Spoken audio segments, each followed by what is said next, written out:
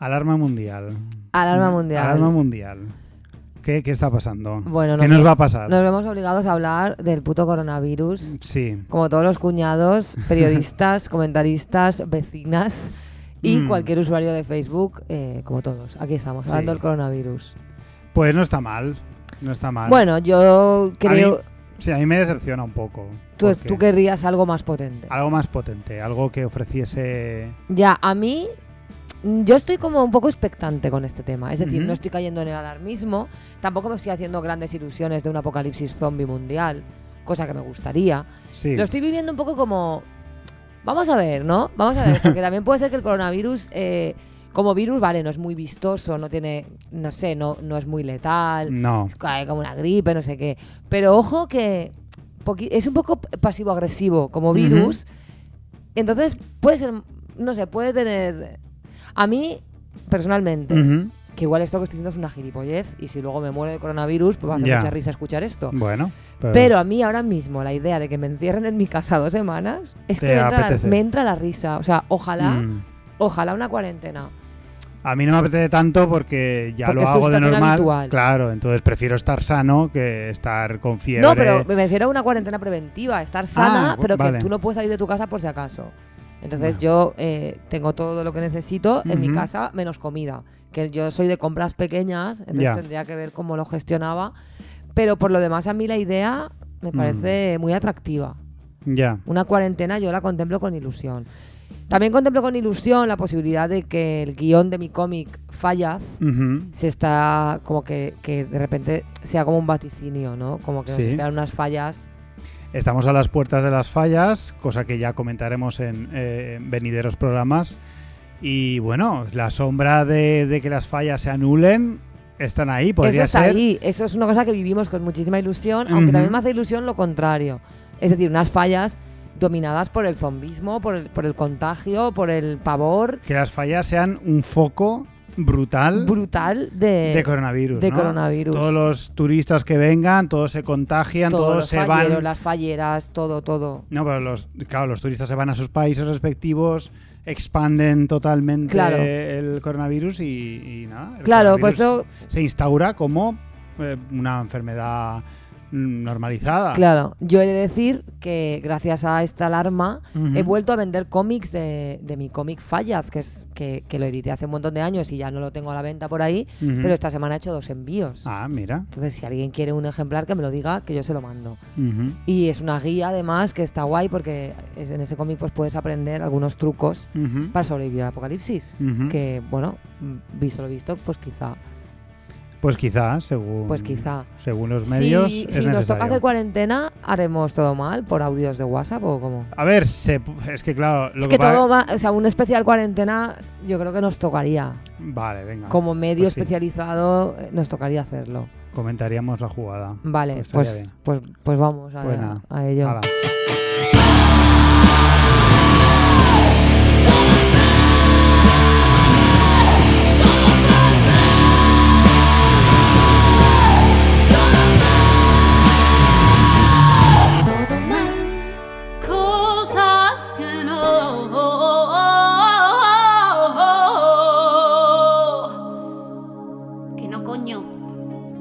Hay una cosa que sucede por la noche, por el mundo de la noche, creo que vamos a hablar bastante en este Cosas que no. Es que el mundo de la noche siempre es terrorífico. No, precisamente no lo odio, a veces lo odio, a veces me genera simpatía, pero es una movida que ocurre y es hablar con gente borrachísima estando sobrio. Qué asco, no puedo soportarle. Pero es muy importante el estar sobrio tú. Claro, porque estar borracho puede parecer hasta bien.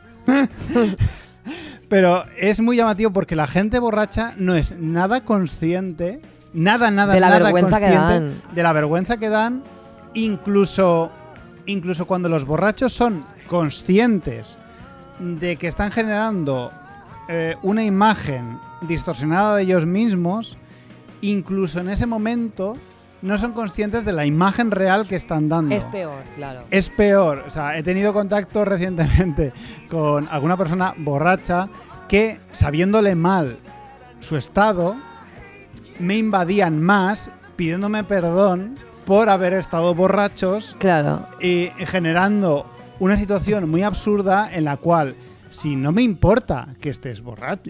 Solo tienes que dejarme en paz. Claro. O sea, no pasa nada. No, incluso no. Podemos hablar. Puedes estar borracho o borracha. Yo prefiero que no. Ya. Pero, no sé, puedes comentarme alguna cosa o lo que sea. Yo pensaré, madre mía, ¿cómo va? Pero no te lo tendré en cuenta. Pero si me empiezas a insistir demasiado tiempo en... Si al final la conversación es una... Siento estar muy borracho. ¿Qué borracho voy? Pues para eso déjame en paz. Vete a estar borracho y haz cosas de borracho. No intentes hacer cosas de no borracho si no eres capaz de hacerlo estando borracho. Pero se produce ahí una matriosca absurda de una metaborrachera. Yo es que no puedo. Yo he trabajado, lo he dicho muchas veces aquí, 11 años en el mundo de las orquestas. Y yo hubo un año, que fue 2 años antes de dejarme ese trabajo, que yo un día, por lo que sea, sentí, o sea, lo supe de una manera totalmente clara, objetiva y fehaciente, que había rebasado el límite. Es decir, yo había aguantado todos los borrachos que yo tenía que aguantar en la vida. Sí. Yo creo que eso tienes un cupo.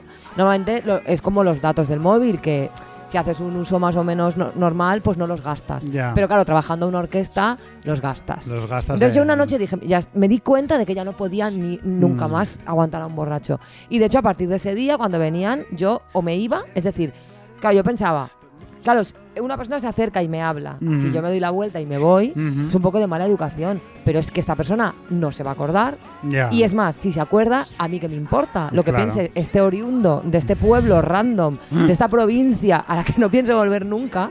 Entonces yo directamente me daba la vuelta y me iba. A veces incluso corriendo. Me iba corriendo. Claro. Despavorida. Bien haces. Y me daba igual. Y de hecho empecé a sentirme muy bien porque ya está bien. Yo no tengo por qué aguantar. Que luego hay gente que borracha es capaz de tener grandes conversaciones, pero no suele ser el caso. Entonces a mí no me gusta, la verdad. No me gusta porque me dejan la oreja como un secador. Sí, de hecho cuando les cortas, a la mayoría se quedan mirándote un poco así, como encogidos encogen un poco la cara y miran a otro lado y eligen a otra persona. Sí, a mí si me están comiendo la piña, a mí me pasa que me genera ansiedad real. O sea, yo cuando alguien... Y no hace falta que esté borracho. Cuando alguien con quien yo no quiero hablar me está obligando a hablar y no se calla, yo me pongo nerviosa, o sea, se me nota que empiezo a hiperventilar y lo paso muy mal y me tengo que ir. Pero es lo que tú dices, los borrachos normalmente se van, cogen a otra víctima y ya está. Y ya está, y no pasa nada. No pasa nada. Y ya está. Y ya está. Pues mira, a mí me da mucha rabia ahora que estamos de cara al 8M. Fatídica fecha, fecha llena de contradicciones, porque por una parte está muy guay, por otra parte es una turra, si eres feminista, bueno, en fin. El caso es que ahora empieza a salirme muchísima publicidad de cosas feministas en el Facebook. La camiseta para el 8M, una camiseta que pone feminist. La camiseta llevada por una modelo heteronormativa, camiseta cosida en China por una niña de 12 años. Y a mí todo esto me genera una mala hostia que de verdad me tenéis hasta el coño ya con el 8M. O sea, no hagáis estas cosas con la camiseta feminist y me pones ahí... O sea, no, esto no puede ser. Es que es tan absurdo que me parece mentira que esto esté pasando. O sea, no teníamos bastante con la camisetita del Zara, que ahora cualquier marca random o cualquier persona que tenga una imprenta de camisetas quiere sacar partido del 8M, que me parece muy bien que hagáis camisetas feministas, pero no me la anuncies en Facebook con una modelo heteronormativa totalmente, no sé, es que me parece... En poses sexys también. En poses sexy, de mira qué guapa estoy, cuánto voy a ligar con los hombres con mi camiseta feminista, pues no tiene ningún sentido. No. Me molesta bastante, la verdad. Normal. Pues yo odio muchísimo, he odiado siempre y ahora ya no, porque ya no me la dicen, la frase en cuestión, pero he odiado toda mi vida una frase que es, pero si tú quieres, ligas con quien quieres, o sea, tú ligas con quien quieres si te pones, me lo decían. Te lo decían. Hubo un momento, no sé en cuándo, no sé en qué faceta de mi vida, que de repente ya nadie se atreve a decirme eso, pero a mí me lo han dicho toda la vida. Hombre, porque tú eres un tío atractivo. Con lo guapo que eres, seguro que ligas con quien quieres. Seguro que esa es un poco la frase. Es que la frase no me he terminado de acordar muy bien porque siempre la he odiado, pero creo que va un poco así. Pero si tú, con lo guapo que eres, si tú ligas con quien quieres, pero no, jamás ha sido verdad. Nunca he ligado con quien quiero. Vaya. Nunca, alguna vez, no nunca, pero sí, alguna vez ha coincidido que me he fijado en alguien y esa persona me ha correspondido, pero ha sido muy elegidas veces. Y me ha generado mucho odio porque no ha sido verdad. O sea, ligar no se basa en querer o se basa en tu cara o se basa en muchas otras cosas. No sé, yo en ese tema... Sí, yo sé que tú has sido muy afortunada en ese tema. Yo generalmente sí que he ligado con quien he querido, menos una vez. Que me quería ligar a un tío que tenía novia y no quiso. Pero a los años vino a un sitio en el que yo trabajaba como DJ y me dijo, oye, que estoy soltero. Y le dije, pues yo ahora no, cariño. Eso contó como conseguido realmente. Como, vale. Sí, me gustó mucho esa situación que él vino como actualización de esta. O sea, para una vez que habías pifiado, aún así el destino quiso pero creo que también tranquilizarte es con porque ese tema. yo no tengo un concepto del amor nada platónico. O sea, bueno, a ver, sí me gusta Dave Grohl y no sé qué, pero me refiero que yo normalmente para que a mí me guste alguien es como que yo tengo que sentir que a esa persona le molo. O sea, yo pero sí. ya hay un camino hecho, ¿no? Es como que si a mí me gusta un tío y yo no noto que le gusto, si esa persona pasa de mi cara, a mí, ¿qué hago? ¿Le escribo un poema? O sea, quiero decir, pues no sé, como que soy bastante práctica. Entonces, cuando a mí me gusta alguien, normalmente es porque hay una conexión real. No sucede que yo veo a un tío de lejos y me enamoro y lo observo ahí callada, en silencio, y digo, ay, ojalá me hiciera caso. No. Me suele gustar la gente una vez la trato. Entonces, si hay conexión y hay química y hay buen rollo, es recíproco, normalmente. Ya, el platonismo es muy nocivo en ese sentido. Es que a mí nunca me ha pasado ver tíos y decir, ay, qué guapo, no sé qué. Pero no, para yo sentir que alguien me gusta y me apetece iniciar algún tipo de acercamiento, es porque yo estoy notando reciprocidad y estoy notando esa conexión. Totalmente entendible. Aparte de que, no sé. Y envidiable. O sea, ojalá. Es que no lo entiendo el enamorarme de alguien con quien no conecto, porque es como, si no conectas, ¿cómo te...? No sé, nunca he tenido grandes amores platónicos. Sí, en el colegio y eso, pero... Sí, yo, bueno, más que el amor, me hablaba más de ligar. Aunque aún así, lo que tú has dicho lo mismo me sirve, me vale porque... Me aplica a cualquier, desde la unidad mínima de relación hasta la máxima. Nada, por cerrar un poco la movida, invito a que no le digáis a nadie tú ligarás con quién, porque normalmente si ha salido el tema es porque la persona en cuestión está un poco frustradilla con eso. Entonces, responderle, si tú ligarás con quien quieres, no es la solución. No la ves. No lo es. Es como decirle a un tío que tiene depresión, decirle que se anime. O sea, no entréis por ahí, por ahí no vayáis. Por ahí no vayáis. O sea, y ya está. Y ya está. Pues mira, a mí una cosa que me da mucha rabia, es una cosa muy concreta, muy específica, pero es que me ha pasado mucho a lo largo de mi vida como cantante, que yo esté cantando y alguien me hable a la vez. Ya sea para hacerme una petición, suele ser para hacerme una petición. Pero que la gente hable durante tu concierto. No que la gente hable durante mi concierto, eso me puede dar igual. Yo te hablo de estar cantando y una persona te llama y te habla. Mientras tú estás cantando, que es algo muy parecido a hablar. Pero que te hablen a ti mientras tú cantas. Pero, joder, con la orquesta te llaman y te hacen el gesto de que vayas, tú vas... y no se esperan a que acabes ni nada. Mientras tú estás cantando ahí, que la vida es un carnaval, ellos te dicen, una semana, por favor, dedícasela a mi prima, ¿a qué hora vais a hacer el descanso? Te preguntan, te hablan mientras tú estás cantando. Entonces tú dices, tú entiendes que yo no te puedo contestar porque mi garganta ya está utilizando mi voz para emitir esta voz cantada y no puedo hablar a la vez. Y si pudiera hablar, te iba a decir cosas muy horribles que tampoco quieres oír. Sí. Pero esto es un fenómeno que no ha pasado una vez ni dos. Es decir, esto pasa cada noche 20 veces. Por lo tanto, yo creo que la gente se piensa, aparte, que si yo tengo que tener la atención en cantar, pese a que lo haga de manera automática, si yo me pongo a escucharte, seguramente no sé claro, tengo que emitir unas palabras también. O sea, cantar es parecido a hablar. Sí, lo que estás haciendo muy bien, pero escucha lo que te tengo que decir. Claro, y a veces te cogen del hombro y o sea, pretenden decirte frases muy largas. No en plan, porque si te dicen, dedícasela a los de no sé qué. Bueno, pues a lo mejor lo puedo retener y luego me acuerdo y luego lo digo, que tampoco es lo ideal. Pero hay gente que pretende hablar contigo, tener una conversación. ¿Cómo te llamas? Me han preguntado cómo me llamo mientras estoy cantando. Bueno, un desastre. La gente borracha, ¿eh? La gente borracha. Es que el otro día nos pasó a mí y a mi compañera Isa, que somos de Umbrellas, de un señor, se puso a hablarnos, subió al escenario y se puso a hablarnos una milonga de borracho. de mierda mientras estábamos tocando. O sea, por favor, ¿qué es esto? ¿Qué es esta mierda? La gente es maravillosa. No, la gente es horrible. La gente es horrible. La gente es bastante horrible. Al final todo se resume en, por favor, dejad a la gente en paz. Sí, pues no te van a hacer caso. No. Señores que se indignan en Twitter, señores que se indignan en Face, señores que se indignan por todo, dramas y caballeros. Llevamos ya año y medio de todo mal. Así es. Así es, como 219 programas. No son 219, deja de engañar a la gente. 219 programas y hasta ahora no habíamos hablado de una de las claves de la convivencia humana. Algo tan dado por sentado que incluso hay hombres que han formado movimientos sociales reivindicándolo ante su extinción inminente. ¿De qué me vas a hablar? Algo que ha marcado y marcará muchos años las relaciones entre hombres y mujeres. Puede parecer algo secundario, algo que sea meramente tangencial, pero como hombre puedo asegurarte que es un auténtico pilar del heteropatriarcado. Estoy hablando de la amabilidad femenina como concepto. ¿La amabilidad de las mujeres o la amabilidad hacia las mujeres? De la amabilidad de ambas cosas. Vamos a hablar de las dos cosas.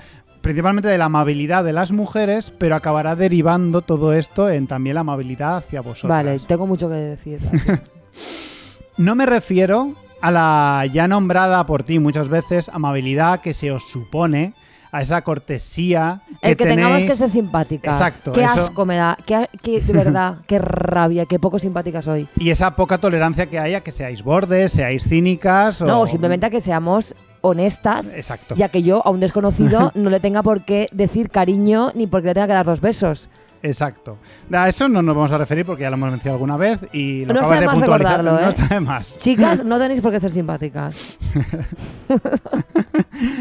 Me estoy refiriendo a la amabilidad genuina, a la amabilidad que otorgáis hacia un hombre por el mero hecho de que ese hombre os cae bien o simplemente estáis de buen humor y os apetece simplemente no ser, pues, ser normales, ser unos seres humanos que conversan con normalidad con otra persona.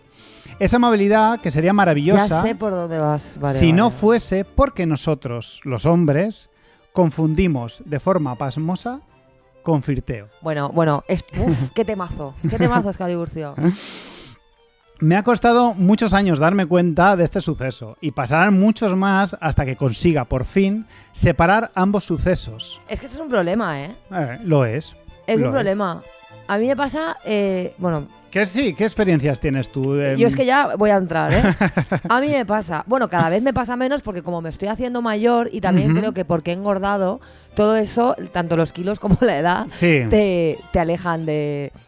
Te quitan el foco de la cara, ¿no? Exacto. El heteropatriarcado a mí ya me va, más o menos me va explicando que que me puedo ir a mi casa ya, ¿no? Sí. Que ya no intereso. Todavía intereso, pero yo noto de verdad un descenso, Sí. cosa que a mí me gusta. Pero yo durante muchos años, en mi juventud, y hasta no hace mucho, pues sigo siendo joven, pero no tanto como el heteropatriarcado quiere, me ha pasado mucho en el metro. Yo vivo en el metro, para la Sí. gente que lo sepa, yo se me estoy cogiendo el metro o esperando el metro o en el metro. En el metro tú tienes una persona delante, muchas veces. Entonces, a veces que lo normal es que mires a esa persona. Entonces, hay muchos tíos que si tú les miras porque simplemente te tienen delante, te Exacto. sonríen. Ya. Porque creen que si tú les miras es por algo. Y entonces se generan situaciones muy incómodas en las que un hombre, porque le has mirado... Has abierto una puerta ahí. Sí, o ellos están todo el rato mirándote fijamente para que si por azar cruzas la mirada, entonces te sonríen. Y entonces muchas veces tú, por mero reflejo social, porque nos han educado así, devuelves la sonrisa y ya te has metido en un jardín Sí. que te van a dejar la oreja a la plancha y es horroroso. Y a mí... Sí, ya tienes que esquivar la mirada todo Sí, el rato. o simplemente cambiarte de estás vagón. yendo no a tu sé. trabajo. Claro, yo me he tenido que cambiar de sitio a veces. O una vez un tío me dijo, ¿me apuntas tu teléfono? Le dije, no. Entonces, es verdad que es una situación muy confusa porque además... no solo en el metro, me refiero, esto que cuentas. Si yo le digo a un tío que está confundiendo mi amabilidad con flirteo, perdona, no te confundas, yo no quiero nada contigo. Ya. Ahí el hombre amable que te tiene como posible se transforma en el hombre hetero herido y te va a decir, menuda flipada, si yo no quiero nada contigo, si eres una fea, si no sé qué. De manera que tú como tía nunca puedes sacar ese tema, porque ese tema solo juega en tu contra. Sí. Si tú notas que la amabilidad se está interpretándose como flirteo y continúa siendo amable, en algún momento vas a tener que hacer una cobra. Si en cambio sacas el tema para intentar frenarlo, te van a llamar de todo. Ya. Porque a un tío, como todo esto es desde lo pasivo y desde un poco pasivo-agresivo, ¿sabes? Sí, total. Y desde total. lo sutil y lo que no se habla, estás jodida. Es que estás jodida. No tenéis escapatoria con este tema, ninguno. Sin ir más lejos, hoy mismo estaba mirando un comentario de una conocida en una red social y automáticamente es que lo piensas, o sea, te comenta alguien y tú dices, sí, mucha risa y mucho tal, pero luego nada. Ya. ¿Cómo que luego nada? Pues porque los tíos seguís midiendo vuestras interacciones con las mujeres por las posibilidades que tienes de follártelas. Así es. Pero es que no puedo, o sea, no puedes desprogramar esto tan fácilmente. No, claro, ahí está la deconstrucción. Y me resulta terriblemente frustrante. Pero bueno, vosotras tenéis mucho más que perder con esto, como tú bien has descrito ahora mismo. Sí, porque además de repente te encuentras en un mundo en el que no...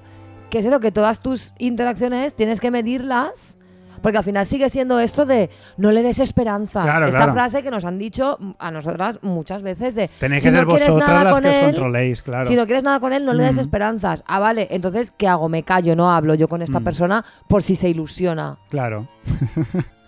Es que no tenéis nada que hacer. Obviamente hay interesantísimas excepciones, que quizás sea uno de los rasgos más atractivos en los hombres, que es la capacidad de discernir entre flirteo y amabilidad. Que yo creo que eso es lo que a mí más me gustó de mi novio. Evidentemente es una cosa...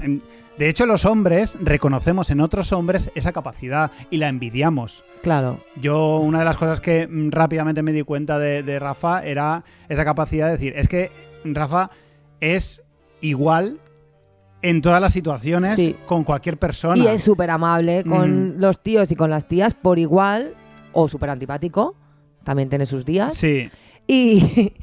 Y no está negociando. Los hombres que confundimos la amabilidad con el flirteo envidiamos profundamente porque realmente estamos mal con eso.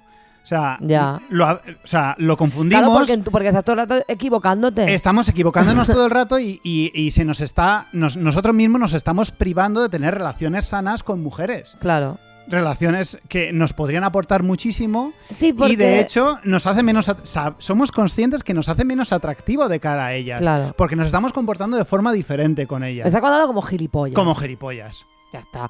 Claro, porque además es como que hay tíos, o sea, vale, ya hemos aceptado que la amistad entre hombres y mujeres existe, pero los tíos, por norma general, no están muy interesados en tener amistades, ni mucho menos.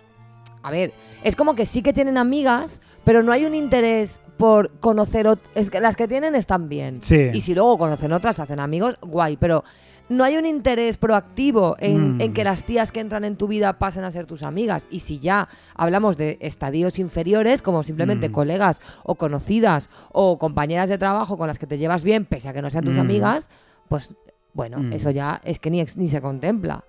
Sí, de hecho, cuando un hombre puede aprender de alguna forma a discernir estas cosas, suele ser cuando tiene una pareja reciente y de repente se empieza a comportar como una persona normal, y entonces sí. Claro. Entonces sí que aprendes a discernir esas cosas. ¿Por qué? Porque ya tienes esta necesidad cubierta. Entonces no es cuestión de ineptitud, es cuestión de yo creo, de tolerancia a la frustración, de tolerancia al no. Y de eso que creo que pasa mucho en los hombres solteros, que es que todo en la sociedad les dice que un hombre soltero tiene que ser un hombre que flirtee con toda mujer interesante con la que se cruce, y que cuanto más ligue mejor, y todo esto de machote, máquina, crack, no sé qué, fucker, mejor. Entonces, toda tía que es amable es una alarma en su cabeza de hombre heterocis de hostia, ha sido amable, buah, me la follo. No sé. Pues en la sección realmente yo quería ir más allá y sacar este tema y decir, pero realmente ¿dónde está el origen? ¿Por qué ocurre? Es una movida jodida. Igual me meto en un jardín impresionante, pero como te tengo aquí, vale. Yo creo que podríamos atrevernos a intentar discernir por qué esto. Yo tengo unas ideas que una teoría. Yo tengo unas teorías, vale. Y tú prestamente puedes interrumpirme. Prestamente. Prestamente, vale. ¿Es adecuado o no es correcto? Pues no lo sé, voy a buscarlo. Tengo mis dudas, pero tú continúa. Claro que sí. Y vamos a intentar ir a la cuestión, que no es una tarea fácil. O sea, ¿crees que prestamente es con brevedad? Sí. O sea, entonces yo tengo que hacerlo con brevedad. Pues no me da la gana. Si prestamente no, rápidamente. No, aquí pone en la RAE con brevedad. Claro, con brevedad. Tú me interrumpes prestamente me interrumpes rápidamente. Bueno, rápidamente sí, con brevedad lo dudo. Pues mira, desde el principio, desde que somos niños, desde que nacemos, se nos enseña que los chicos y las chicas somos diferentes. Uh-huh. Se construye una muralla enorme entre nosotros hasta que llega la adolescencia y ahí entonces empezamos a derribar esa muralla que siempre se establece cuando somos niños y niñas. Si lo pensamos, la separación por sexo es total hasta que la sexualidad la rompe. El primer paso que damos para eliminar barreras tiene un fin sexual, al menos por nuestra parte, en cuanto a los hombres. Estoy hablando en cuanto a los hombres, no hablo en cuanto a las mujeres. Empiezas a pensar, y corrígeme si me equivoco, cuando somos niños, los niños solemos decir mucho. Cuando digo niños, hablo de niños... hombres. O sea, masculinos. Sí, masculinos. Decíamos mucho que las niñas son aburridas, que las cosas de niñas son aburridas, claro. No nos interesan las cosas de niñas, no queremos saber nada de vosotras. Sí. Y ocurre que llega la pubertad. O sea, a mí tampoco te creas que me interesaba mucho esto del fútbol ni estas movidas, ¿no? Como de chicos. Claro, claro, pero ¿qué ocurre? Que las cosas que hacemos nosotros, como que consideramos que las cosas que hacemos nosotros son importantes y son aplicables, claro, al mundo tal, porque está como el mundo diseñado un poco para nosotros. Claro. Entonces, ¿a qué jugamos los niños? Al fútbol. ¿Qué es el fútbol? El fútbol es uno de los pilares de nuestra cultura. Claro, de hecho, absoluta. Por ejemplo, a mí me parece muy interesante todo esto que se está haciendo ahora de rediseñar los patios de los colegios para que el campo de fútbol no sea el centro de todo el patio, en torno al que se estructura toda la interacción social de los niños, y creo que no es ninguna tontería en absoluto, y creo que tiene un sentido muy, muy grande y muy simbólico. Sí, y todos nuestros juegos están como orientados al trabajo, a lo que vamos a desempeñar de mayores y tal. Y lo que hacéis vosotras como que tiene más que ver con lo privado, con el ámbito de lo privado, con las relaciones. Uh-huh. Os desarrolláis mucho mejor a nivel emocional porque estáis hablando más entre vosotras, os relacionáis más. Nosotros, como cuando nos relacionamos entre nosotros, siempre tiene como un fin, como otro fin. O sea, como que las relaciones entre vosotras son un fin en sí mismo. Y vosotros sois más utilitaristas. Utilitarismo, exacto. Ahí quería ir. Al utilitarismo en cuanto al desarrollo de emociones. Y es cuando las emociones aparecen en los niños, es porque nos sirven para algo. Están dirigidas a un fin. Exacto. Entonces, ¿por qué estoy metiendo esta chapa semejante? Te estás poniendo aquí como un poquito evolucionista, ¿eh? Un poquito psicólogo evolucionista. Sí. Madre mía. ¿Qué tiene que ver esto con la amabilidad? Pues creo que, claro, vosotros al desarrollar también las relaciones personales, uh-huh, y las emociones, la amabilidad se instituye en vosotras como algo totalmente normal y que sirve para tener una mejor comunicación. Y para cuidar, y para estar a gusto, claro. Y tal. Pero nosotros no tenemos ese aprendizaje. ¿Qué aprendemos nosotros? Que la amabilidad sirve para conseguir cosas. Ya. ¿Y cuándo necesitamos ser amables? Cuando queremos algo. Claro, sí, es que tiene sentido. Y ahí hablábamos de cuando un hombre es amable es porque quiere conseguir algo. No simplemente por el hecho de que ser amable es guay. Es un fin en sí mismo, claro. Claro, no, es porque queremos algo. Entonces, ¿qué ocurre? Que cuando una mujer se quiere comunicar con nosotros de forma amable, decimos, ¿por qué está siendo amable con nosotros? ¡Pam! Es porque quiere follarnos. Claro. Es porque quiere algo de nosotros. Bueno, cuando somos niños quiere darnos un borreo. Claro, sí, claro. Cada etapa lo suyo. Cada etapa su movida. Yo también creo que hay otra vía que es este imaginario colectivo que se ha creado en torno a que las mujeres somos... los hombres no entienden a las mujeres. Uh-huh. Cuando una mujer dice que sí, es que no. Como toda esta movida que dice que las tías somos misteriosas y que nunca se sabe lo que queremos decir. Y entonces creo que los tíos creen que las tías no somos capaces. O sea, si a mí me gusta alguien, yo el 90% de las veces le he dicho a esa persona, oye, que me gustas. Así de claro. Igual soy yo, que yo también, no sé, tengo... Pero me refiero, no necesito utilizar esos códigos de las chicas que no las entiendes, que ay, haces cosas de sonrío y no, me pongo roja. O sea, creo que también hay un eso de creer que las tías no somos capaces de tomar la iniciativa o de decir lo que queremos o de ser como mucho más explícitas con lo que queremos. Por tanto, si una tía está siendo amable... Siempre cabe la posibilidad de que es que ella no tenga otra manera de hacérmelo saber y utilice esta amabilidad. Ya. Porque claro, los hombres no entienden a las mujeres. O sea, es que esa mierda sigue ahí, ¿no? Esa mierda sigue ahí porque de alguna forma hemos conseguido instaurar en la cultura popular que sois un ser misterioso para justificar nuestros rechazos. Claro. Las mujeres no me hacen caso porque las mujeres no saben abrirse o no saben ser directas o no saben cuando la experiencia, tanto la mía como de mis amigas, es bastante diferente a eso. A mí, de hecho, me pasó una vez, porque luego encima también te sientes culpable, ¿no? Me pasó una vez, no sé si te acuerdas, creo te lo conté, ¿no? Que me llevó un taxista de un concierto a casa y yo estaba como súper contenta porque era un concierto muy grande y estaba muy feliz y estaba animada. Y entonces estuve todo el camino hablando con el taxista y yo fui muy amable, fui muy divertida, estaba como muy... Error. Estaba muy... Pues eso, muy... así, muy espontánea y muy graciosa. Y entonces cuando me llevó a la puerta de casa me dijo que podíamos quedar otro día. Ay. Claro, y de repente me pidió el teléfono y todo se convirtió como súper tenso y yo me sentí mal, porque pensé, no tenía que haber sido tan amable, cuando en realidad, ¿qué problema hay con que yo sea amable? O sea, quiero decir, estamos en un taxi, que es un espacio seguro, debería serlo para mí, entonces, aunque tú, o sea, yo creo que en un taxi, si yo quiero ligar, soy yo la que lo tengo que decir, que soy la que estoy en un espacio que tiene que ser seguro para mí.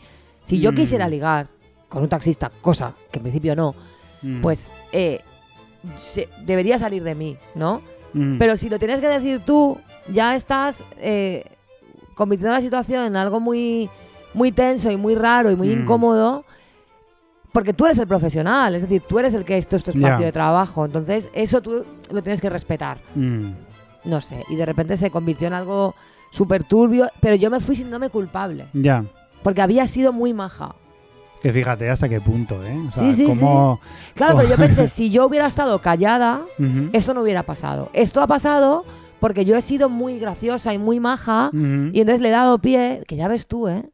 Joder, pues tenemos que pasar media hora en un taxi. No poder tener la libertad de estar de buen humor y expandir ese buen humor y de con que otra ya que persona. Tenemos que pasar media hora aquí, la podemos pasar de risas y ya está, no sé. Es que con un hombre no habría pasado absolutamente nada. Un que tío. Luego muchos tíos te dirían, hombre, pero tampoco pasa nada, pues si él te pide el teléfono, pues si tú no quieres, no se lo das y punto, ¿no? ¿Qué es esto? Esta idea que también, eso es otro temazo, sobre que los tíos tienen que tener derecho a intentar ligar siempre en cualquier situación. Y si tú no lo toleras o no te gusta, no te apetece, eres una rancia y te tienes que aguantar porque el derecho del tío de intentar ligar está por encima de tu derecho a que no intenten ligar contigo. Exacto. En un sitio que no toca, ¿no?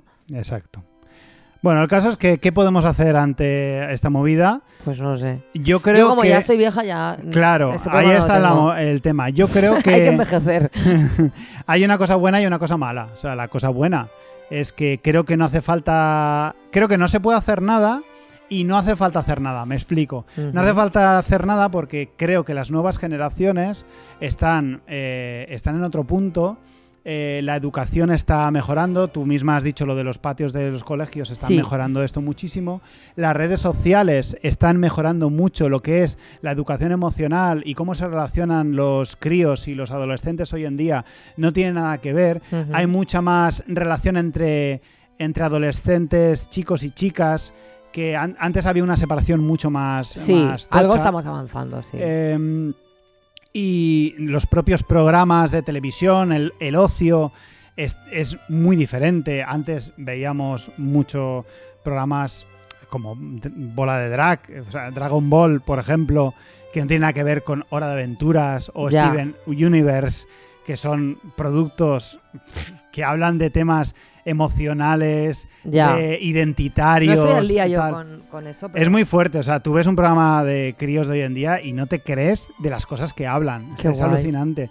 O sea, que son mucho más benévolas que Dragon Ball, que era violencia máxima. Violencia máxima. Y eso estaba bien. Y acoso, porque el como es que no me sé en castellano, el Fouillé Tortuga, el maestro Tortuga, será, o algo así. El maestro Tortuga, quiero decir, es el Harvey Weinstein de la isla de, ¿cómo se llamaba? El Kame House. Bueno, el Kame Pero House era la isla de, no sé, ese claro, me lo sé en valenciano, bueno, da igual, pues de donde fuera, ¿sabes?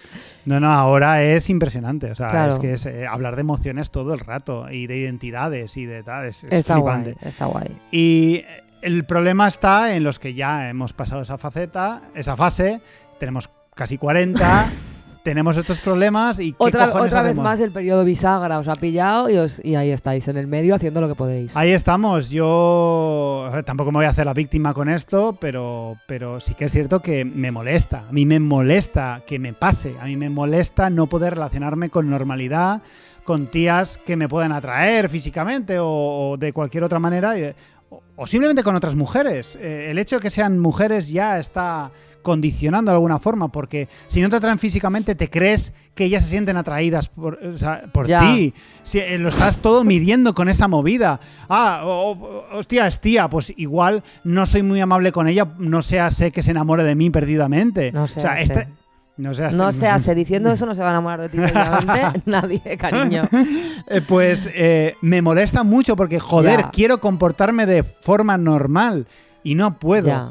¿Qué puedo hacer? Entiendo no muy bien esa incomodidad desde el otro lado porque me ha pasado siendo mujer, joven y yo creo que era bastante atractiva de joven. Y bueno, era medianamente atractiva, tampoco es que fuera yo una modelo de Victoria's Secret, sino de qué cojones iba a estar aquí ahora. Pero te follabas a quien tú querías. Sí, pero también, no sé, también te digo que como tía yo creo que no sé, que tampoco me creí muchos cuentos ni que me tenía que ligar al más guapo, ni al más popular, ni al guitarrista que más se los hacía y no sé, pues he estado con tíos muy guays y muy de puta madre, entonces eso también creo que habla de mí, creo que he tenido buen criterio con los hombres. Muy bien. Casi siempre. Y enhorabuena. No, bueno, el mes que viene voy a la boda de uno de mis ex porque una cosa te digo, un exnovio o una exnovia es para siempre. Sí. Y eso es lo que hay que cuidar, incluso más que tus relaciones, porque tus relaciones se van a acabar, pero tus ex relaciones siempre van a ser tus ex relaciones. Y nada habla mejor de una persona que sus exnovios hablen bien de ella. Pues me parece maravilloso. Este corolario de repente. Sí, no tiene nada que ver. No tiene nada que ver con el tema que hemos tratado, pero como ha quedado todo bien hablado y bien tratado y bueno, tal, como es nuestro programa y hacemos lo que queremos, pues claro, pues acabamos como queremos la sección. Genial. Así que nada, muchas gracias, Monty Peiró, por tu A ti, Excalibur Ramón, por traernos esta teoría neoevolucionista de la amabilidad. Original todo mal in the area. Bring you love for all the haters. Listen. Movidas interesantes y datos mazo guays para crecer como persona o para fardar. Aprende cosas con Monty en todo mal. Aprende cosas con Monty, alright. Excalibur Ramón, ¿qué quieres? Me voy mañana a París. Mañana, ¿qué Para hora? Nuestros oyentes, no es mañana, sino que estoy en París. Ya estás en París. Ya estoy en París. Mientras están oyendo esto. Mientras están oyendo esto, yo, de hecho, los que lo oigan a primera hora, me estoy dirigiendo al nuevo Museo de la Liberación de París, que se ha inaugurado hace poco, sí, y que voy a verlo obviamente. Y después por la tarde voy a ir a un encuentro con un superviviente de Auschwitz. Ah, qué interesante. Sí, muy interesante. No lo conozco yo a este hombre, que no sabía su historia, pero ha escribió un libro que se llamaba Tener 16 años en Auschwitz. Y voy a un encuentro. Ser un teenager. Ser un teenager en Auschwitz, sí. Está física y química y luego está 16 on Auschwitz, sí. Y entonces el Museo del Holocausto de París organiza unos encuentros y yo allá que voy. Pero bueno, te quería hablar del Museo de la Liberación de París. ¿Por qué? Porque hay un tema que a mí de verdad me vuelve loca, porque no me entra en la cabeza. Y creo que la gente no es del todo consciente, que es que hace 80 años, París, durante 4 años, estuvo tomada por los nazis. Hostia, es que... Bueno, además... París, Francia, pero la ciudad de París, que me parece como, pues no sé, muy... Esa visión de Hitler en la Torre Eiffel, de los SS campando a sus anchas por la ciudad llena de esvásticas. Más 4 años, es que 4 años. Lo dices pronto, pero... No, del verano del 40 al verano del 44, si no me equivoco. Madre mía. Entonces, no voy a entrar en el tema de historia, porque bueno, creo que más o menos todos podemos saber pues que Alemania invadió Francia. Esto pues es una historia un poco larga que no vamos a contar. El caso es que durante 4 años, pues una parte de Francia, el 60% del territorio de Francia, incluyendo París, pues formaban parte del Tercer Reich, de alguna manera. Estaba el gobierno de Vichy, bueno, en fin, el que quiera documentarse de esto, que se documente, porque yo no es de esto lo que te quiero hablar y no vamos a estar aquí 2 horas. No. El caso es que, evidentemente, como dijo Foucault, donde hay poder, hay resistencia, y pues Francia no iba a ser menos. Igual que había nazis, había gente antifascista y había muchísima gente que se organizó para plantar cara a los nazis y para tejer toda una red de resistencia con el fin de acabar con esta ocupación. Bueno, ha habido mucha mofa con Francia porque les regalaron Francia a los nazis. Sí, es lo que te digo, que el tema de la ocupación en sí es otro tema, que si queréis un día hablamos, pero yo vengo a hablar de la resistencia. La resistance. La resistance. Entonces, ¿qué entendemos, Escaliburcio Ramón, por resistencia francesa? Pues entendemos el conjunto de los movimientos y organismos de resistencia franceses frente a la ocupación nazi de Francia y al gobierno colaboracionista de Vichy durante la Segunda Guerra Mundial. Entonces, el museo que yo voy a visitar lo han construido... Bueno, han construido no, es el edificio, han hecho el museo en un edificio que está justo encima del búnker de Henri Roltangouy. ¿Vale? Que Henri Roltangouy fue un voluntario comunista francés de las brigadas internacionales. Lo fue durante la Guerra Civil Española, estuvo en España, donde ejerció el cargo de comisario político. Y después, durante la Segunda Guerra Mundial, fue un dirigente de la resistencia francesa contra la ocupación nazi de Francia. Y tenía su sede en este búnker que yo voy a visitar mientras estáis escuchando esto. Que no puedo estar más emocionada. No sé si me hace más ilusión lo de Foo Fighters o esto. Creo que esto. Allí contaba en este búnker con una central telefónica que le permitía comunicarse con 250 teléfonos de París, entre ellos el cuartel central de la policía y otros refugios antiaéreos, lo que le sirvió para tejer una red de comunicaciones clandestinas que no fue detectado nunca ni por la Gestapo ni por el ejército alemán. Entonces, numerosos españoles y españolas, ya sabes, que formaron parte de la resistencia francesa, porque un montón de españoles republicanos que huyen de la dictadura franquista acaban en Francia. Y ellos lo ven como que están combatiendo el mismo enemigo, que es el fantasma del fascismo que recorre Europa, ¿no? Entonces, tú sabes que mi TFG trataba sobre mujeres, resistencia, deportación y violencia específica contra ellas en la Alemania nazi. Bueno, pues una de esas mujeres era Virtudes Cuevas, que es sobre la que yo vertebré mi trabajo. Virtudes Cuevas era una mujer de Sueca que ejercía de enlace en la resistencia. Tenía el papel de enlace, que era un papel que solían hacer mujeres. Y ella iba a este búnker a recoger pues sus documentos y sus papeles. Y eso a mí me hace una ilusión, como tú comprenderás, muy grande. Entonces, las acciones de estas mujeres en la resistencia, no fueron ni menores ni ocasionales, por mucho que la historia nos dé un poco esta imagen, ¿no? Eran formas específicas de lucha imbricadas en la complejidad y alcance del movimiento y en combinación con el mantenimiento de la vida cotidiana. Esto es una cita de una exposición organizada por el Amical de Mauthausen. Yo lo cito aquí como si fuera esto una tesis. El caso es que los propios compañeros eran en ocasiones los que menospreciaban o invisibilizaban las acciones de las mujeres. Como nos cuenta Neus Català, que es otra de estas mujeres españolas. Machismo en la resistance. Siempre. Neus Català dice: las mujeres hemos tenido un gran papel, pero a veces nuestros mismos compañeros, con actitudes machistas, se han olvidado de nosotras. Vaya, el hombre progre, una vez más. El hombre progre. En el libro de Montse Armengou y Ricard Bellis, que es un libro que habla de las mujeres españolas en el campo de Ravensbrück, hablan sobre Mercedes Núñez, que es otra de estas mujeres españolas, que de esa voy a hacer otro capítulo especial, que dicen: ella había tenido grandes discusiones, incluso con compañeros de partido, del Partido Comunista, que no valoraban suficiente el papel de las mujeres en la deportación y que aseguraban que habían ido a parar a los campos por el hecho de ser esposas o hermanas de un hombre comprometido, infravalorando y despreciando el importante papel desarrollado por las mujeres, su compromiso político y su conciencia ideológica. Tú imagínate que tú te han metido en un campo de concentración nazi por tus ideas, por ser roja, y por haber ofrecido resistencia y haberte opuesto de manera activa. Y entonces los hombres dicen que tú estás ahí porque eres la novia de, ¿no? O sea, esto pasa con el rock and roll. Lo mismo. Estás ahí porque eres la novia de alguien, ya sea para conseguir algo bueno o, como en este caso, para conseguir algo malo, ¿no?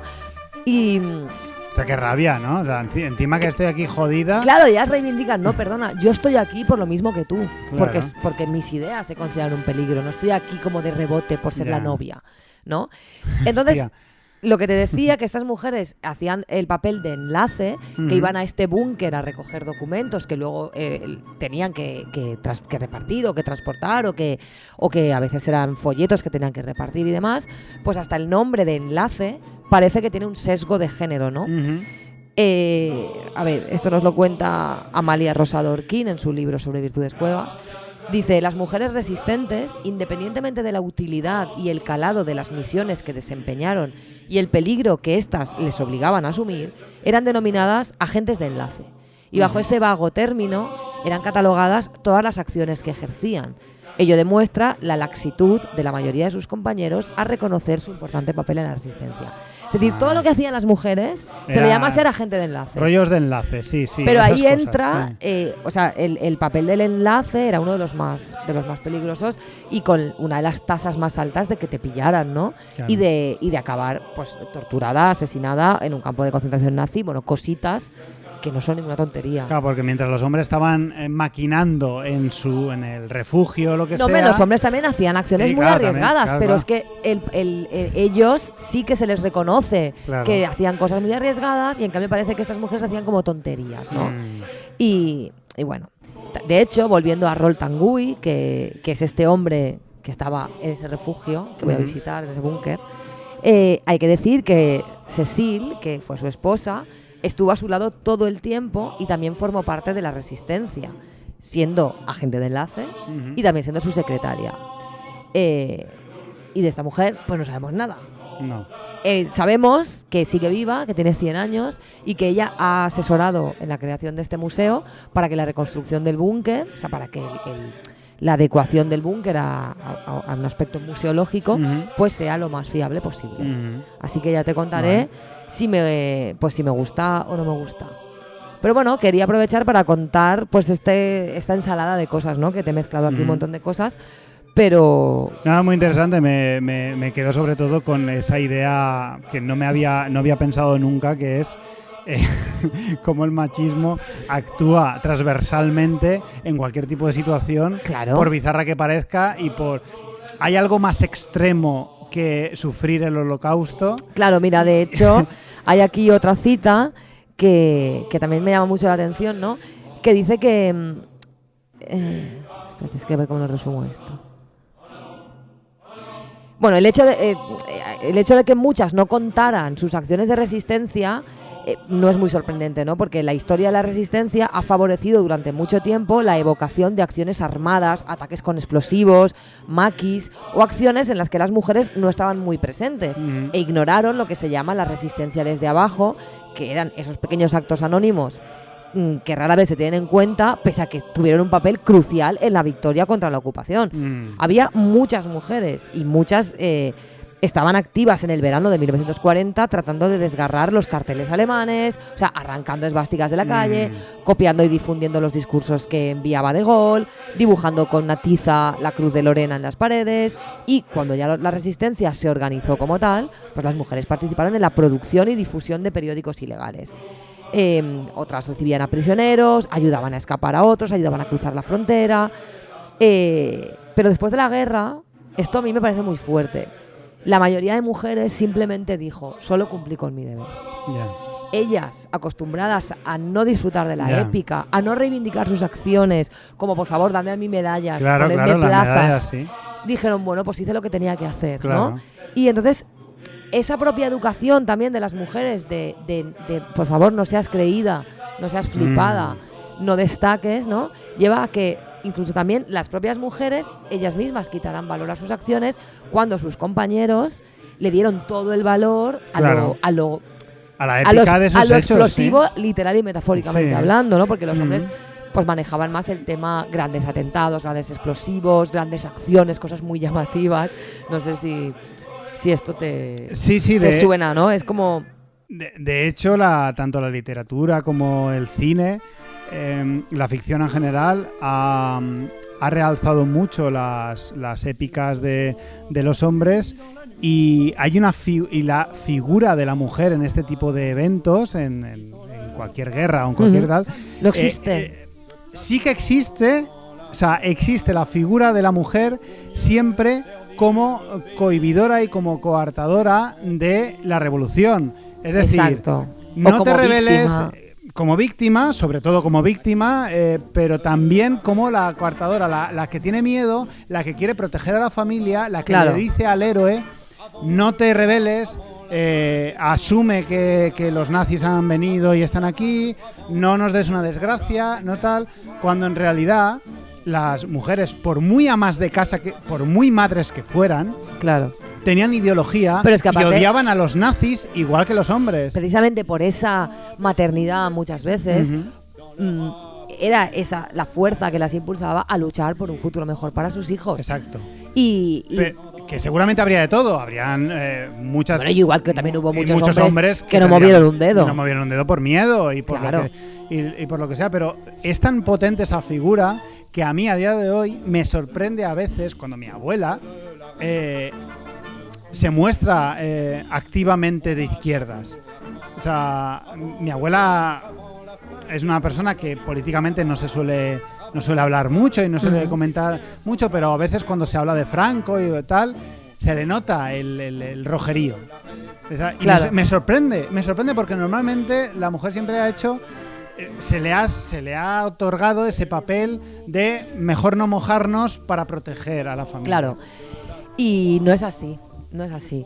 Así que, bueno, pues tengo muchas ganas de ver este museo y de ver qué pasa. Y yo que lo veas, que te lo pases muy bien. Está en el barrio de Montparnasse, que de paso me pasaré a ver la tumba de Simone de Beauvoir, ya Perfecto. Que estoy. Y bueno, pues ya te contaré. Ya me contarás y nada. Pues viva la revolución. Viva la resistencia.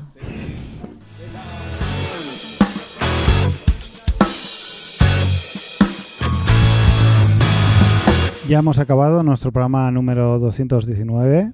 Así es. Yo, mientras me estáis escuchando, estoy en París. Es verdad. Muy bien, inflándome. O sea, estoy hablando contigo ahora, pero estás en París. Estoy en París, muy probablemente inflándome a... ¿Pan en chocolate? A bollos de chocolate bueno, me he hecho una lista de sitios para ir a comer que son más de los que puedo. Qué bien. ¿Te acuerdas la hamburguesería que fuimos, esa vegana en París, que está de puta madre? No me acuerdo. Hank Burger, pues han abierto una pizzería. Pues nada, por ella. Ahí que voy. Y bueno, recordar a nuestros oyentes que vamos a estar en Alicante en directo. En directo. El próximo domingo 15 de marzo a las 6 de la tarde en el 8:30. Exacto. Y que las entradas creo que valen 6 pavos, 7 pavos. 7 pavos, creo. 7 pavis. Sí. Y vamos a ir adrede desde Valencia. Vamos a ir adrede. Vale 7 pavos porque no somos de allí. Entonces tenemos que subirle un pavo o 2 pavos más para que nos compense entrar en vuestra provincia. Y queremos ir sin tener que llevar a gente en BlaBlaCar. Exacto, queremos ir como estrellas que somos. Exactamente. Queremos al menos ir en en nuestro coche. Nos tiene que dar para la gasolina. Que ya es mucho porque casi ni tengo coche. Porque hoy me han intentado robar el coche. Me han intentado robar el coche. Afortunadamente no lo han conseguido. No lo han conseguido. 15 de marzo, gente de Alicante y alrededores. Gente de Valencia que quiera huir de las fallas. Gente de Murcia, que se ven a tiro hecho lo de Alicante. A Murcia no vamos a ir, os lo decimos exacto. ya. Así que si sois de Murcia, esta es vuestra oportunidad. Es vuestra oportunidad. Lo tenéis muy cerca, hay mucha relación. Murcia-Alicante, lo sabemos. Exacto. El caso es que nos despedimos con un tema de Laura Esparza y Carlos Esteban. Sí. Con la colaboración de nuestra amiga Vera Carrión, que se llama Corazón y que me flipa. Y la semana que viene más y peor.